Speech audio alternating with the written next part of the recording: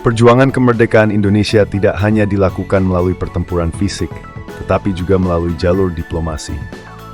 Dua peristiwa penting dalam perjuangan diplomasi ini adalah Perjanjian Linggarjati dan peran Komisi Tiga Negara (N).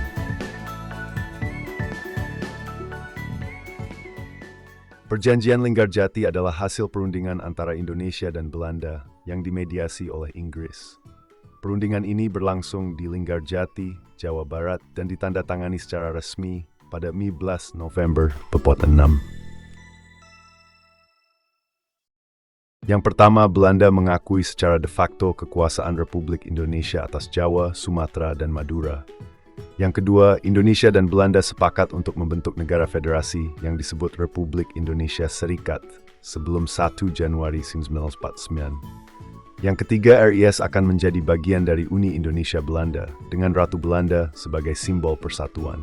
Yang keempat, pasukan Belanda harus mundur secara bertahap dari wilayah yang dikuasai Republik Indonesia. Namun, perjanjian ini akhirnya gagal karena Belanda tidak sepenuhnya memenuhi kesepakatan dan tetap ingin menguasai Indonesia. Pada 20 Juli 1947, Belanda melancarkan agresi militer pertama yang membuat situasi semakin tegang.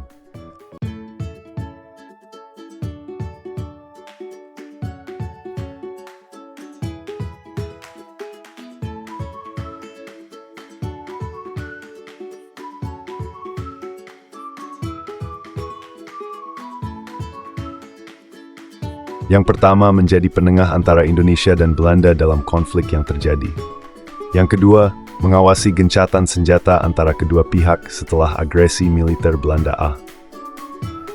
Yang ketiga, mendorong perundingan antara Indonesia dan Belanda yang akhirnya menghasilkan Perjanjian Renville 12 Januari 1944. Meskipun Perjanjian Renville lebih menguntungkan Belanda, kehadiran KTN menjadi bukti bahwa diplomasi internasional memainkan peran penting dalam perjuangan Indonesia untuk meraih kemerdekaan penuh. Melalui jalur diplomasi seperti Perjanjian Linggarjati dan peran KTN, Indonesia berusaha mendapatkan pengakuan dunia terhadap kemerdekaannya. Namun, karena Belanda sering mengingkari perjanjian, perjuangan harus tetap dilanjutkan dengan kombinasi diplomasi dan perlawanan bersenjata.